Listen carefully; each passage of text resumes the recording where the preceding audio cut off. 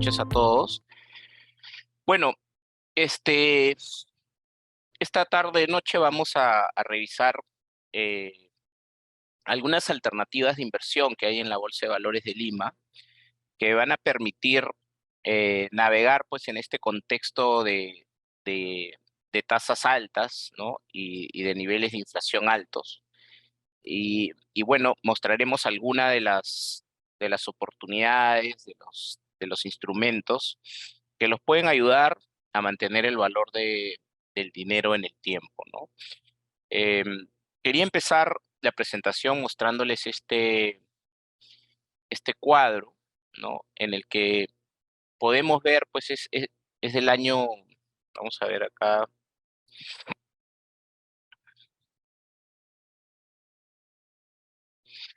es del año 1871, ¿no? Al 2022. Eh, ¿Qué hubiera pasado, ¿no? Si nosotros hubiéramos invertido $1 en los distintos instrumentos financieros que existen, ¿no?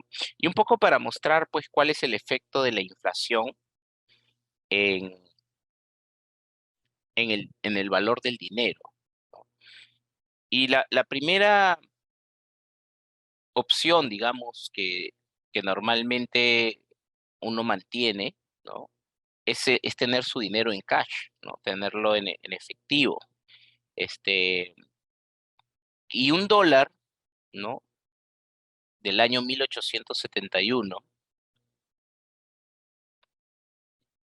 digamos, actualmente el valor o el poder de compra de ese dólar sería el equivalente a 0,03 centavos de dólar, ¿no? Es decir, si le restamos la inflación de todos los años, ese dólar solo nos alcanzaría en tiempo presente para lo que nos alcanzan para comprar, digamos, con 3 centavos, ¿no? O sea, prácticamente no tendría valor, digamos, poder de compra, ¿no? ¿Por qué? Porque hubiéramos tenido una caída, digamos, dada la inflación, de 1,4% por año, ¿no? Ustedes seguro lo han notado, ¿no? Han notado justo el último año, incluso los últimos 2 años, cómo la inflación que ha habido en el Perú y en el mundo, que estamos en un proceso inflacionario muy fuerte, cuando van pues a un supermercado para hacer sus compras, ya no les alcanza con la misma cantidad que ustedes iban a comprar, ya no pueden comprar los mismos productos que compraban hace un año o hace 2 años o hace 3 años, ¿no? Que antes gastaban 200 soles en el supermercado para comprar 10 productos, ahora con esos 200 soles probablemente compren 7 productos, ¿no? Entonces, esa es la inflación, es la pérdida de poder adquisitivo de la moneda. ¿Producto de qué? De que los precios se van incrementando y cada vez son más altos, ¿no? Entonces la inflación es una pérdida de valor del dinero, pero que ustedes no se dan cuenta que están perdiendo, ¿no? Entonces, eh, silenciosamente van perdiendo dinero en el tiempo. Si ese mismo dólar, en vez de tenerlo ustedes en cash, ¿no? Lo hubieran tenido en oro, por ejemplo, sí hubiera mantenido su valor e incrementado un poquito, ¿no? Valdrían $2 ahora. Si lo hubieran puesto en un depósito a plazo a un año, durante todo este tiempo, valdría $4. Y si lo hubieran puesto en renta fija, que son bonos, ¿no? Que son los instrumentos financieros que emiten las empresas para financiarse, este, valdría $39 ese dólar, ¿no? Desde el año 1871, a una tasa del 3,6% aproximadamente. Y si ese mismo dólar ustedes lo hubieran puesto en acciones, en el Standard & Poor's 500, por ejemplo, que es un índice, como ustedes saben, donde están las 500 empresas más grandes de los Estados Unidos y, por qué no decir, del mundo, ¿no? Dentro de las principales empresas están, por ejemplo, Google, Apple, eh, Microsoft, ¿no? Ese es un índice conformado por las top empresas de los Estados Unidos, pero que en verdad son las top empresas del mundo porque operan y venden sus productos en todo el mundo. Ese dólar en este momento valdría 14.793 dólares, ¿no? A una tasa de retorno real del 6.9%, o sea, ya, digamos, menos inflación, hubieras ganado 6.9% al año desde 1871 en promedio. Entonces, claramente, la inflación, ¿no? Silenciosamente te va quitando dinero, ¿no? Te va quitando poder de compra.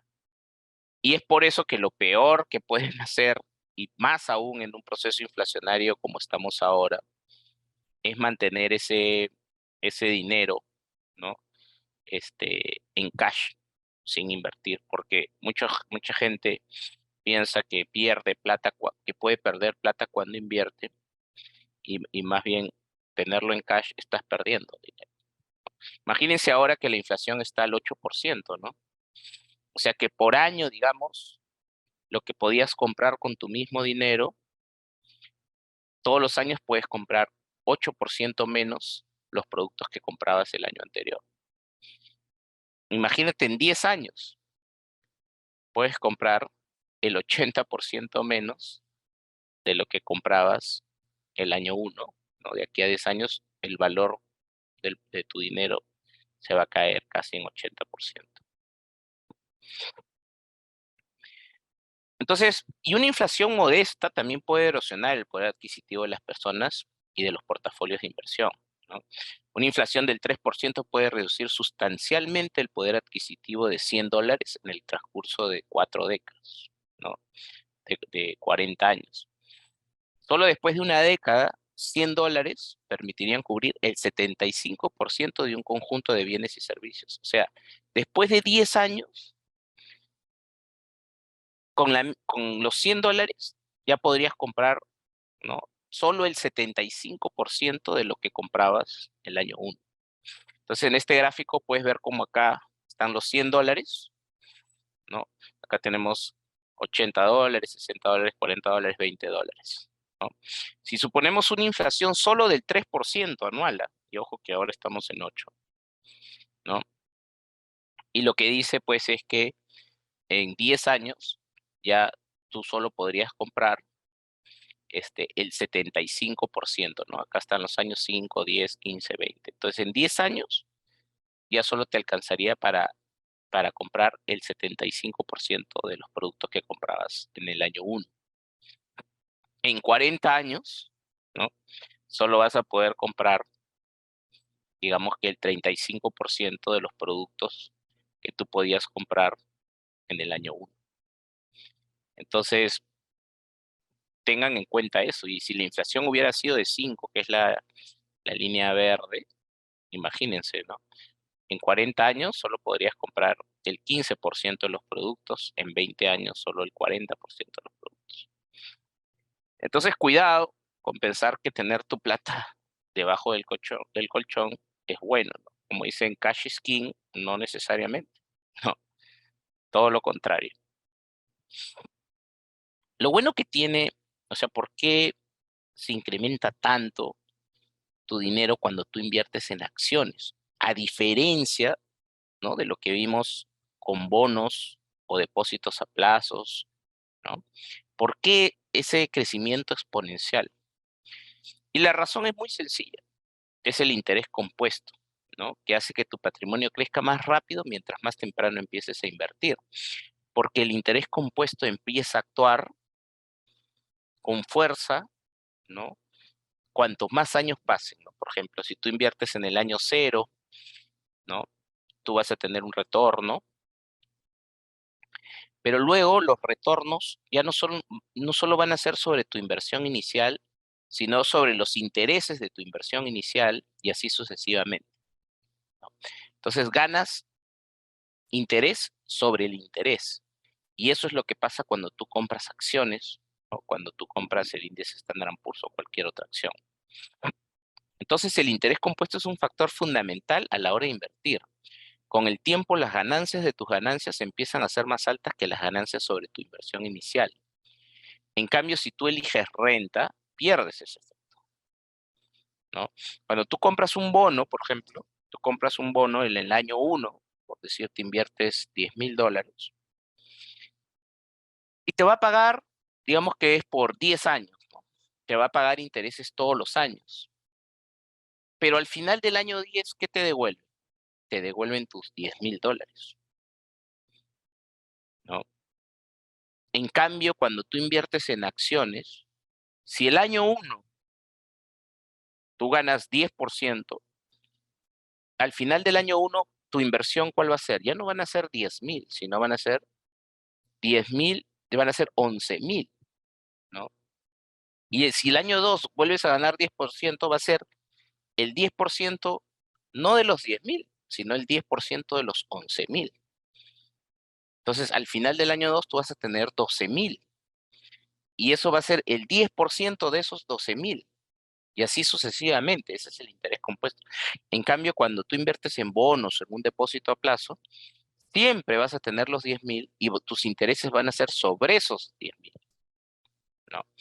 Entonces, en este cuadrito pueden ver claramente que si, por ejemplo, tú inviertes $50,000 en una cuenta de ahorros, o $50,000 en bonos, o $50,000 en acciones, al final del año 1 va a ser 50,485, en bonos 52,842 y en acciones 54,543. El año 5 en un depósito va a ser 52,471, en bonos 65,920 y en acciones $77,000. En el año 10 ya se empieza a notar mucho más esa diferencia en el crecimiento de tu dinero.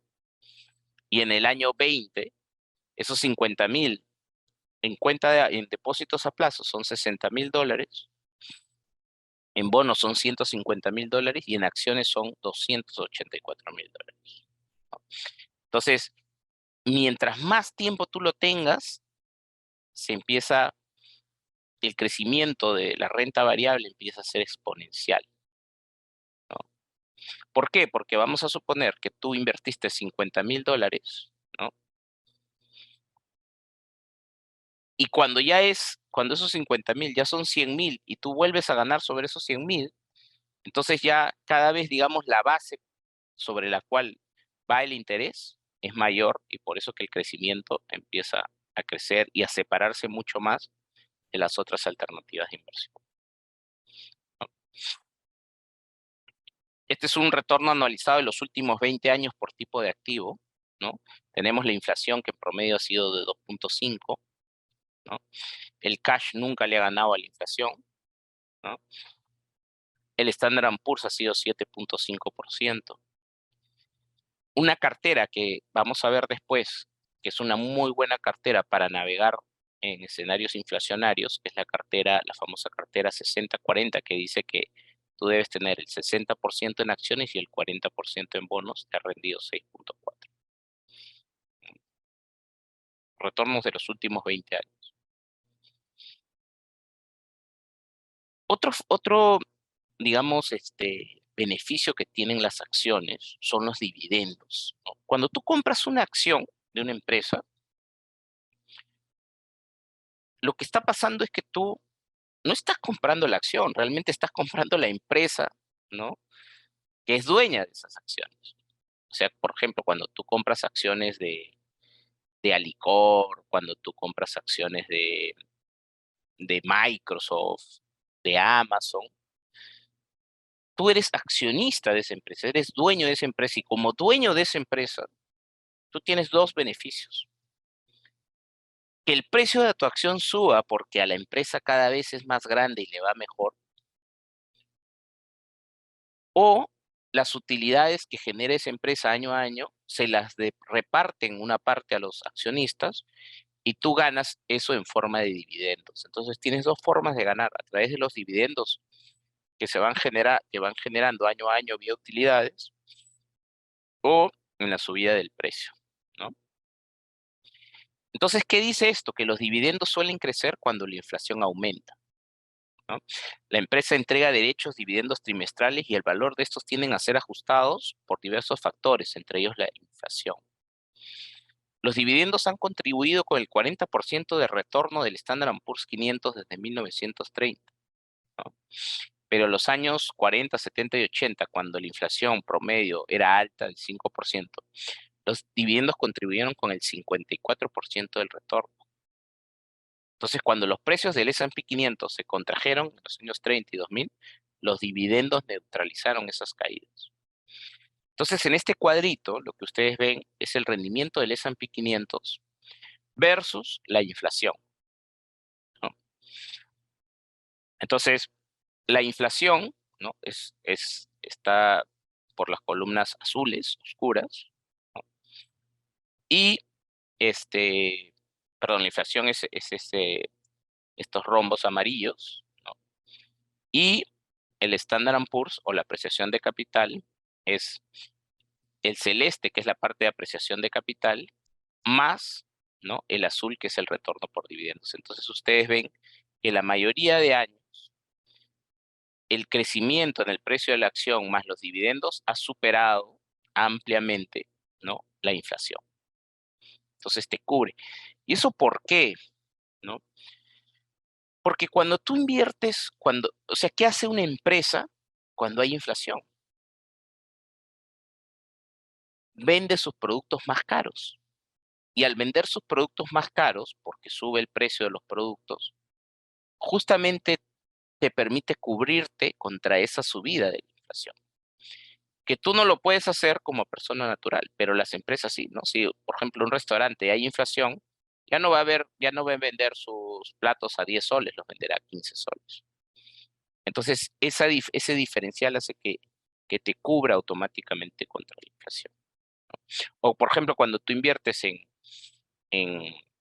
en acciones o ETFs de empresas inmobiliarias, las empresas inmobiliarias ajustan, ¿no? El alquiler de esos alquileres de acuerdo a la inflación anual y cada vez lo van subiendo más. Entonces tú te vas cubriendo con la inflación.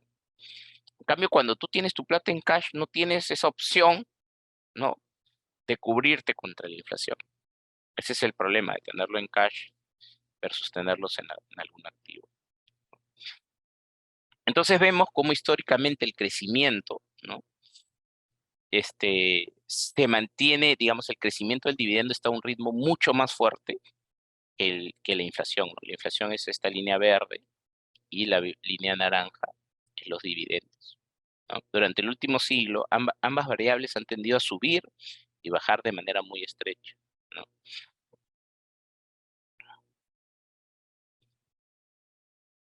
Igual, ¿no? Igual pasa, por ejemplo, en la Bolsa de Valores de Lima, con las acciones de la Bolsa de Valores de Lima, ¿no? En los últimos años, las acciones dividenderas locales han permitido enfrentar la inflación adecuadamente. Entonces, por ejemplo, acá este es el índice de acciones dividenderas, ¿no? Por ejemplo, que está conformado por empresas de construcción, sector financiero, industrial y consumo. Y vemos, pues, como siempre, este índice de acciones dividenderas de la bolsa peruana le ha ganado a la inflación. La inflación es el rojo. La inflación del 3,6, del 2,81, del 2%, el año 2019, el 2020, 1%, 2021, 3,9%, del 2022, 7%, y ahora el 2023, que la inflación es 7,97. Este índice ha rendido 9,22, entonces está por encima de la inflación en promedio, ¿no?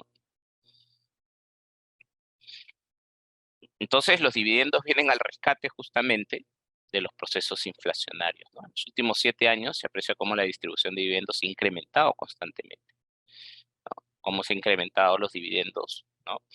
De los emisores de la Bolsa de Valores de Lima, o sea, de las empresas peruanas, ¿no? Por ejemplo, el primer trimestre del 2023 versus el primer trimestre del 2022, los dividendos se han incrementado casi en 14%. Esta es una subida permanente. Aquí muestro pues algunas de las empresas y los dividendos que pagan, ¿no? Mucha gente no sabe, pero por ejemplo, no sé, empresas como Cartavio ha pagado un dividendo los últimos 12 meses de 16%, Casagrande 14%, Ferreycor 12%, Enel, ¿no? La empresa eléctrica 11%, Sider Perú 10%, BCP 10%, Pacasmayo 10%, Minsur 10%, 8%, BBVA Perú 7.8%. Entonces, miren los dividendos, son realmente altos, ¿no? Realmente altos. Y luego, ¿cómo podemos, una estrategia, digamos, muy utilizada? Ya vimos el rendimiento que ha tenido esta estrategia, ¿no? Los últimos 20 años es la famosa cartera 60-40, ¿no? Que 60% renta variable y 40% renta fija, ¿no? Esta es una combinación que limita el riesgo de mercado. La cartera 60-40 es una sugerencia de asignación de activos predeterminada para casi todos los inversores, ¿no? Consiste en distribuir los activos, ya dijimos, 60% en acciones, 40% en bonos. La renta variable está destinada a impulsar el rendimiento, mientras que la renta fija se selecciona para reducir la volatilidad. Entonces, es una combinación, por ejemplo, del índice Standard Poor's 500, que lista en la Bolsa de Lima, y el AGG, que son bonos corporativos que también cotizan en la Bolsa de Valores. Entonces, acá tenemos riesgo y acá tenemos retorno. Entonces, la cartera 60-40 tiene un nivel de retorno de alrededor de 7,5% en dólares, ¿no? Acumulada en los últimos años, pero con un nivel de riesgo o volatilidad por debajo del 14%. Mientras, claro, si tú compras solo el Standard Poor's 500, puedes tener un mayor retorno, pero se incrementa casi al doble la volatilidad de tu portafolio. Entonces, acá está, ¿no? El retorno de la cartera 60-40 los últimos 20 años ha sido de 8,8% por año, ¿no? Retorno por año y además en dólares de los últimos 20 años. Y además acuérdense que es un retorno este, de interés compuesto, ¿no? En los últimos 20 años. Y entonces vemos, pues, lo eficiente que puede ser esta cartera al tener una desviación de 13% frente a una desviación de casi 20% que podría tener si invirtiera solo en acciones, ¿no?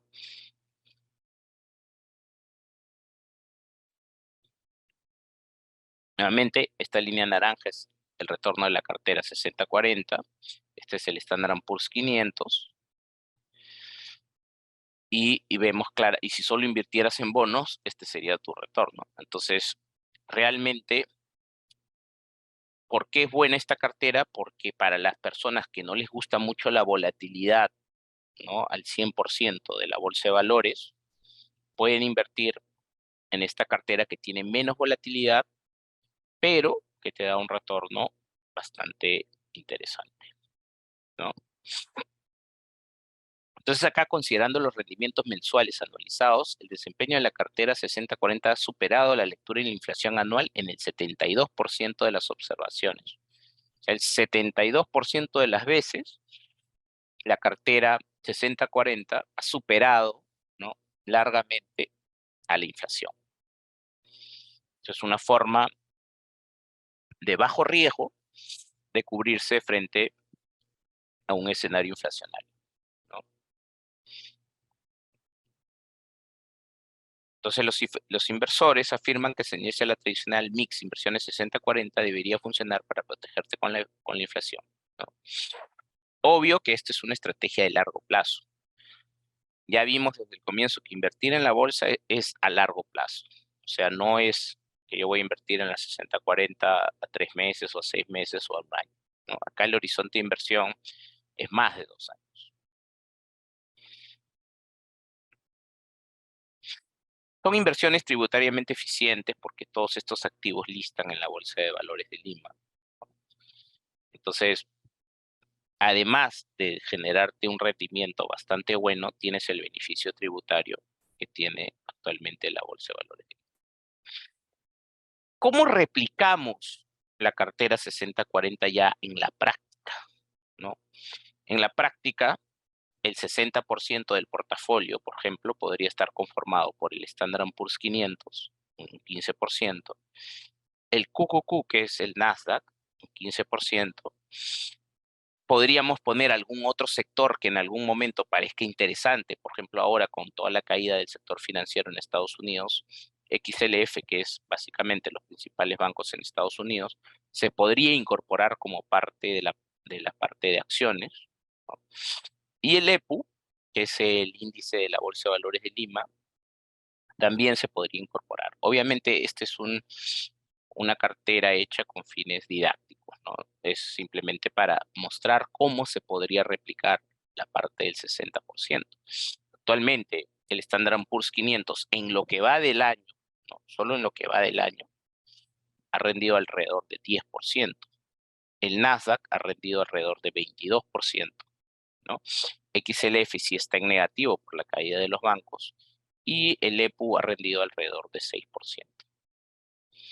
Y para replicar la renta fija, se podría hacer a través de ETFs que también listan en la Bolsa de Valores de Lima, como el AGG o el MB, que es el JP Morgan Emerging Markets, ¿no? Que son bonos de mercados emergentes, y bonos de high yield de Estados Unidos, con lo cual tendrías el 40% del portafolio, ¿no? Lo bueno es que a través de estos ETFs tú puedes invertir en bonos del Tesoro, por ejemplo, de los Estados Unidos, con $1,000. O sea, en realidad, si tú quisieras comprar directamente bonos de de las principales empresas corporativas de Estados Unidos o empresas de mercados emergentes, tendrías que usar una cantidad de dinero importante. En cambio, gracias a este tipo de activos, tú puedes invertir con montos pequeños, ¿no? Porque se compran como si fuera una acción.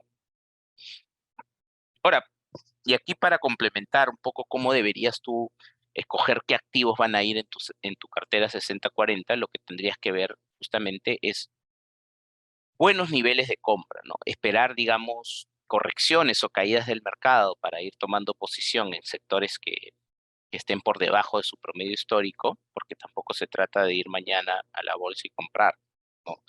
Sino tener paciencia y esperar buenos momentos de compra. Para eso nosotros, por ejemplo, utilizamos el múltiplo del precio entre la utilidad por acción, ¿no?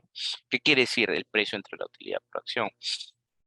Quiere decir que si una acción vale $10 de una empresa y esa empresa genera utilidades al año de $1, entonces estás hablando de que su price earning es de 10.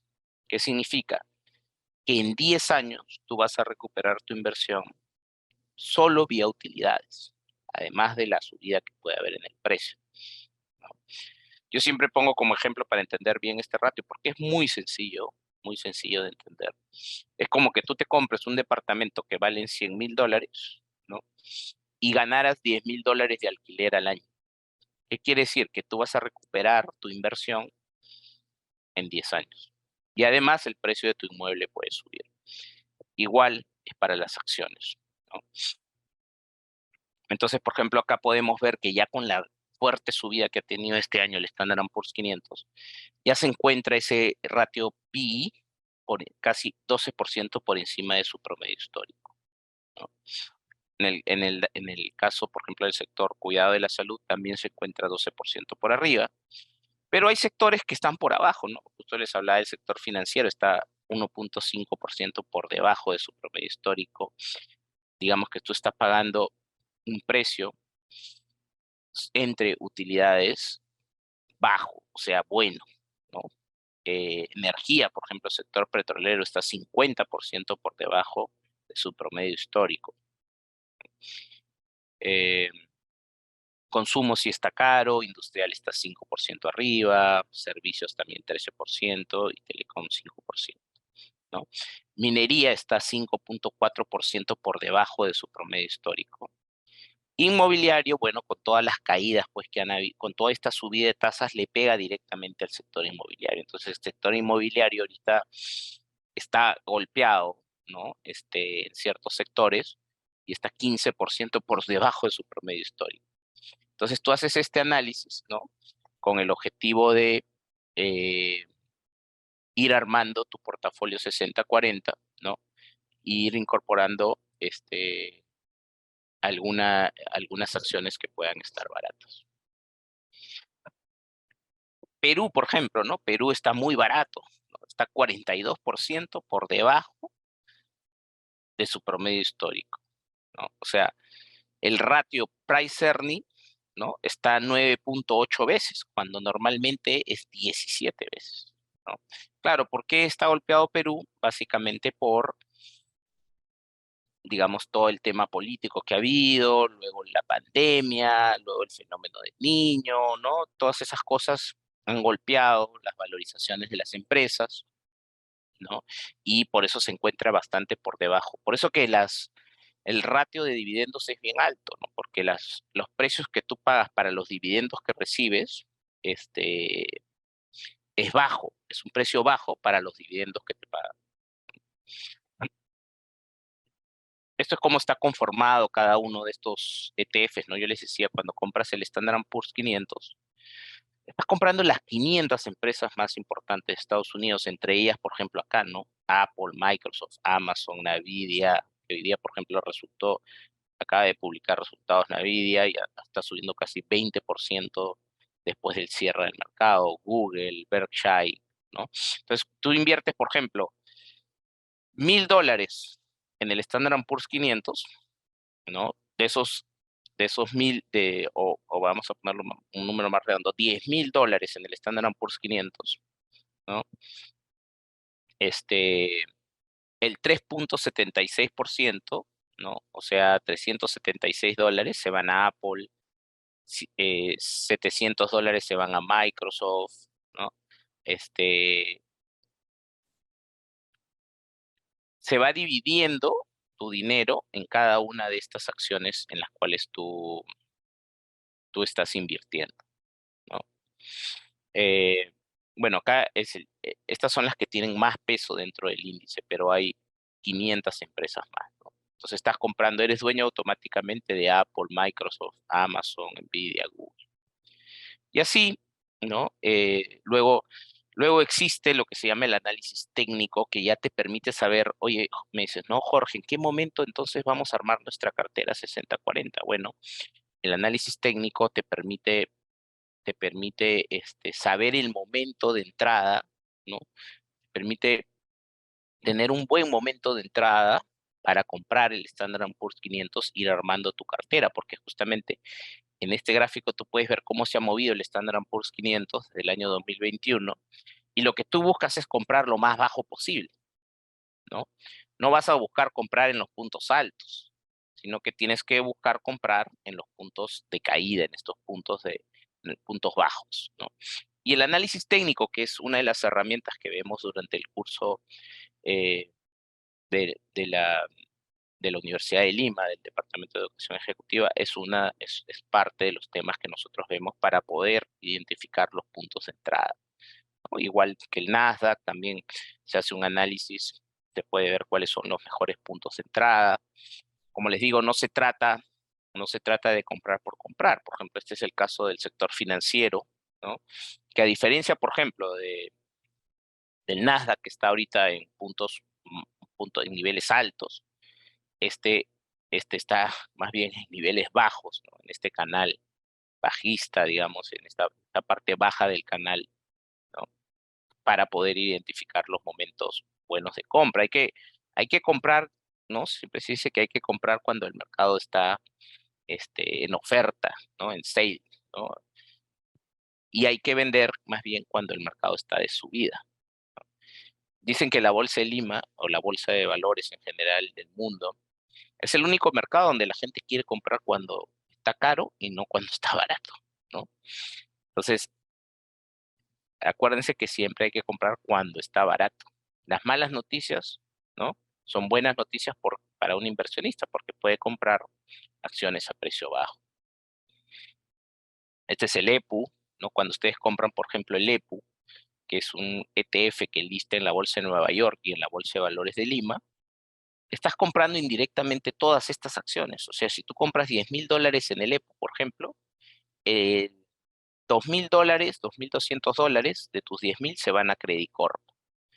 Otros $2.000 se van a Sauder, otros $400 se van a Buenaventura, $400 a Licor, $300 a Ferreiros. Entonces tú, comprando una sola acción, que es en dólares además, eres dueño, tu dinero se distribuye entre todas estas empresas y pasas a ser accionista de todo este portafolio de empresas, ¿no? De esa manera tu riesgo, como estás bien diversificado, se reduce, ¿no?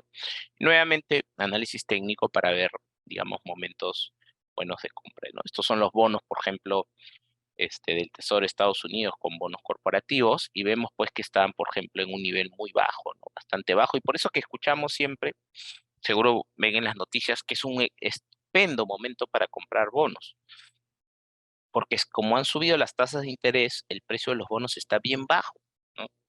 Y entonces es un buen momento porque tú estás pagando un precio bajo y obteniendo un dividendo bastante alto, un interés bastante alto por lo que te pagan, ¿no? Ahorita tú puedes encontrar bonos que van entre 6% y 12% en dólares al año, ¿no? Que es una tasa bastante buena, ¿no? Todos esos bonos, ustedes los bonos y ETFs que replican cestas de papeles, los pueden comprar a través de cualquier casa de bolsa local, ¿no? Y estos también tienen beneficios tributarios, por ejemplo, los bonos de las empresas de países emergentes, ¿no? Eh, Bonos de grandes empresas o los high yield, ¿no? De alto rendimiento. eh, todos están, todos los bonos están súper bajos, entonces es una buena opción de compra, ¿no? Esto de acá es un cuadrito donde se puede ver la inflación en Estados Unidos versus las tasas en dólares que pagan los bonos corporativos. Entonces ves que la inflación está en esta línea roja y la mayoría de los bonos, ¿no? Te paga una tasa de retorno que está por encima de lo que te paga la inflación, ¿no? Pagan alrededor de entre 5 y 8% en dólares, ¿no? Y acá los bonos corporativos peruanos también versus la inflación en Estados Unidos. Entonces también puedes ver que te ayudan, ¿no? A cubrirte en cierta parte y no perder ese poder adquisitivo que estábamos hablando al comienzo. Nuevamente, Perú versus tasas en soles, ¿no? Los bonos corporativos peruanos en soles también están pagando una muy buena tasa de interés, ¿no? Vamos a ver acá detalle, por ejemplo, miren, en esta lista ustedes pueden ver algunos de los bonos de algunas empresas peruanas que son en dólares, ¿no? Y cuáles son las tasas que te pagan. Entonces vemos, por ejemplo, que este bono del Banco Continental te paga 6% en dólares, este bono del Banco de Crédito te paga 6% en dólares, este bono de Interbank te paga 10% en dólares, este 7%, bonos, por ejemplo, de Cofide te pagan 10%, bonos de Compañía de Minas Buenaventura te pagan 9% en dólares, ¿no? Entonces tienes realmente este, buenas tasas, ¿no? Este de a una te paga 14%, y también en soles, ¿no? Por ejemplo, si ustedes tienen soles y quieren invertir en bonos del gobierno peruano, y ¿qué es lo bueno de los bonos del gobierno peruano? Es que tú puedes comprar un bono, por ejemplo, un bono que vence en el año 2031, ¿no? Y te paga una tasa de 7%. Entonces, tú, digamos, aseguras esa tasa de 7%, ¿no? Durante 6, 7 años, o sea, vas a tener tu plata ganando 7% durante 6, 7, 8 años, ¿no? Eso es lo que te permite un bono, ¿no? A diferencia, por ejemplo, de un depósito a plazo que normalmente no hay a 7, 8, 9 años. Y como ahorita estamos en una coyuntura de tasas de interés alta, entonces lo que tú quieres es tratar de coger esa tasa y que te dure el mayor plazo posible, porque esas tasas de interés altas no van a estar siempre. De repente de acá a un año y medio empiezan a bajar y otra vez regresamos, ¿no? Ustedes se deben de acordar, hasta hace no mucho, un depósito en el banco te pagaba 1%, 2%, un bono te pagaba 3%, 4%. Ahora tenemos bonos que te pagan 7, 8%. Entonces lo que tú tienes que buscar es el bono más largo posible para asegurar que esa tasa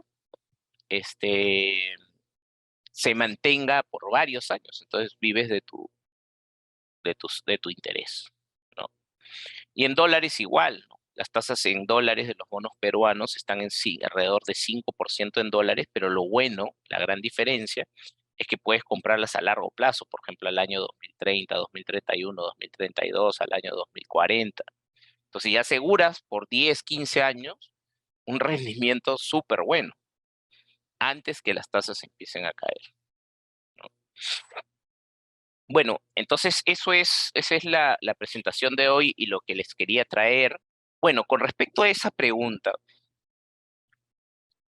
ahorita la Bolsa de Valores de Lima, en términos de beneficio tributario, son lo mejor que hay en el mundo. O sea, o muy pocas en todo caso bolsas en el mundo tienen los beneficios tributarios que tiene actualmente la Bolsa de Valores de Lima. Es decir, que tú solo vas a pagar el 5% de las ganancias de capital, cuando normalmente en otras bolsas tú pagas alrededor de 15, 20 o hasta 30% de tu ganancia. Es decir, si tú inviertes $10,000 y ganas $10,000 más, de esos 10,000 que has ganado tendrías que pagar 30%, o sea, $3,000 de impuesto. En cambio, ahora en la Bolsa de Valores de Lima solo pagas de esos 10,000, $500 y en algunos casos incluso no pagas, ¿no? Todos esos beneficios tributarios que hay también los vemos durante el curso que se dicta acá en Educación Ejecutiva de la Universidad de Lima. Los bonos se pueden comprar a través de cualquier casa de bolsa en el Perú. Ustedes llaman a su casa de bolsa y les dicen qué bonos tienes disponibles para la venta, ¿no? Siempre salen emisiones nuevas, ¿no? Con tasas de 7%, 8% en dólares a 4 años, 5 años, 6 años. Entonces tienen que llamar a su casa de bolsa y que les digan qué opciones, qué alternativas hay de inversión. Y también lo pueden hacer no invirtiendo necesariamente directamente en bonos, sino a través de cestas de bonos, o sea, ETFs que tienen adentro una canasta de bonos. Y lo bueno de esa canasta, para los que, digamos, todavía no tienen un monto importante para invertir, es que lo pueden hacer desde 1,000, 2,000, $3,000, $4,000, ¿no? La pregunta es, también me preguntan, si tengo bonos a 5 años, ¿puedo vender el bono antes del vencimiento? Sí lo puedes vender. Lo único malo es que cuando tú vendes el bono antes de vencimiento, está sujeto al precio de mercado, ¿no? Por decirte, si yo compro un bono hoy día a 5 años, que me va a pagar una tasa de interés de 8% en dólares, por esos 5 años, y me lo quedo los 5 años, yo no tengo ningún riesgo de mercado. Es decir, no importa si el bono en el camino sube o baja, yo voy a recibir siempre mi 8% sobre el monto que invertí y el año 5, este, y el año 5 ya me devuelven mi inversión inicial, ¿no? Ahora, ¿qué pasa si yo el año 2 necesito el dinero y quiero vender mi bono? Ahí sí puede haber un riesgo, ¿no? El riesgo es que si tú el año 2 quieres vender tu bono y vamos a suponer que las tasas en vez de haber bajado han subido, ¿no? Nadie te va a querer comprar tu bono que paga 8 si en ese momento en el mercado hay bonos que te pagan 9. Entonces, ¿qué vas a tener que hacer tú? Castigar parte de tu precio para compensar ese diferencial de tasa y que el que te lo quiera comprar te lo compre, ¿no? Pero también puede pasar el lado inverso, ¿no? El lado inverso es que en vez de que las tasas hayan subido, hayan bajado.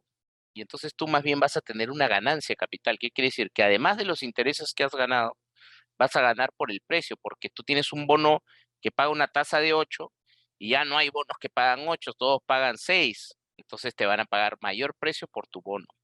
En el escenario actual, lo más probable que pase es que las tasas empiecen después a bajar, porque ya han subido. Entonces, por eso que es un buen momento de comprar bonos, porque hay más probabilidad de bajada que de subida y por lo tanto más probabilidad de que si tú en algún momento quieres vender tu bono, salgas ganando. Recomiendo que sea un broker de una casa de bolsa local, porque el Standard Poor's tiene beneficios tributarios en la Bolsa de Lima donde solo paga 5%. Bueno, Siempre el tema político o la inestabilidad que se puede generar es un riesgo en las inversiones, ¿no? O sea, el riesgo político hace pues que las tasas de interés se encarezcan en un país y por lo tanto afectar el precio de un bono.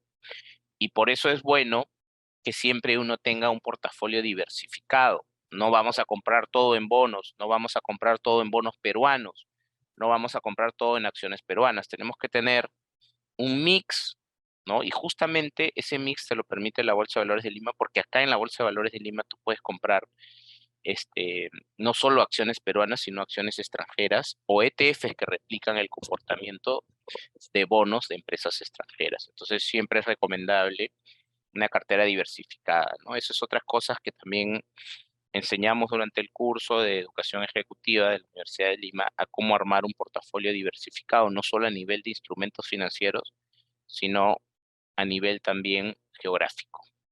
Bueno, el oro siempre actúa como refugio, ¿no? Vimos en la primera diapositiva de la presentación que el oro había servido como un refugio, siempre es un componente importante dentro del portafolio, pero como diversificación, o sea, como un porcentaje de la cartera. Y nuevamente hay que saber también el momento de entrada, ¿no? No es cuestión de que mañana tú vas y compras oro, ¿no?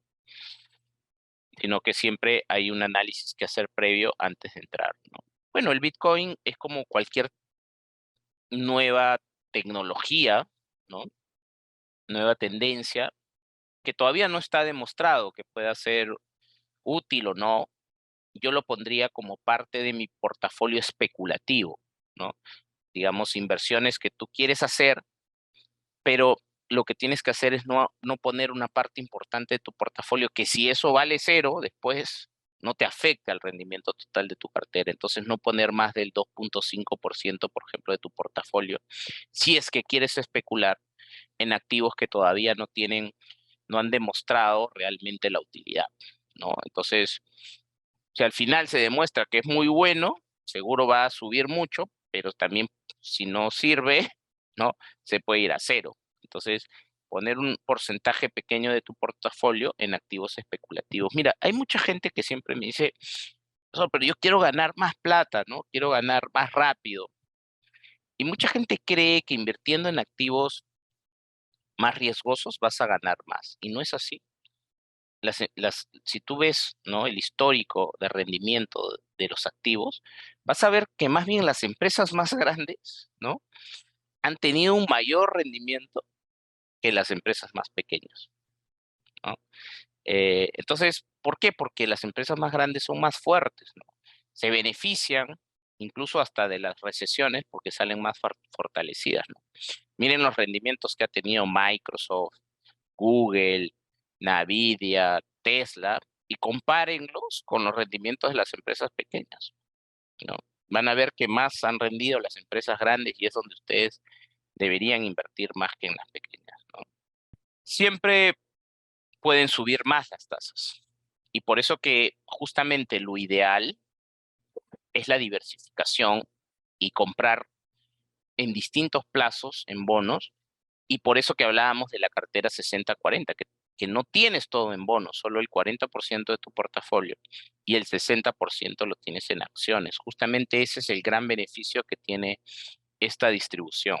No existe un monto mínimo de inversión. En verdad, el monto mínimo de inversión es el precio de una acción, ¿no? Si una acción vale $5, ese es el monto mínimo de inversión. Si una acción vale $100, ese es el monto mínimo de inversión. Entonces, el monto mínimo de inversión. Ahora, obviamente, si tú inviertes $50, no vas a tener ningún beneficio, ¿no? Lo ideal es utilizar la bolsa como si fuera una alcancía. Entonces tú vas, tus excedentes, por ejemplo, tú agarras y dices, ya, yo voy a comprar acciones de Microsoft.